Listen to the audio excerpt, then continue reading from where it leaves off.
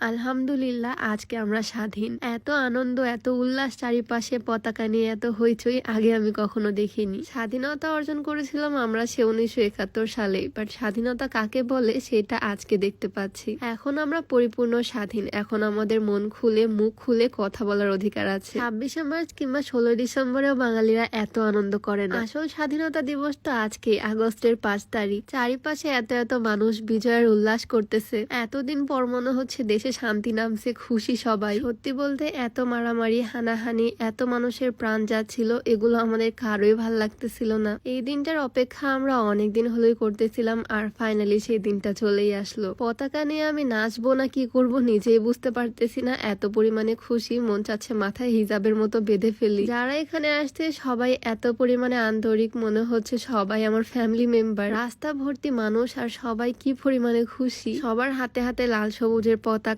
মাথায় পতাকা, সবাই বিজয় উল্লাসে মেতে উঠছে। এত কিছুর মধ্যেও যাদের রক্তের বিনিময়ে আজকে এত আনন্দ, খুশি, এত উল্লাস, তাদেরকে মন থেকে সম্মান আর শ্রদ্ধা জানাই। এখন চাওয়া শুধু একটাই, তারা তাদের রক্তের বিনিময়ে যে স্বাধীনতা আমাদের দিয়ে গেছেন, আমরা যাতে এই স্বাধীনতা রক্ষা করতে পারি।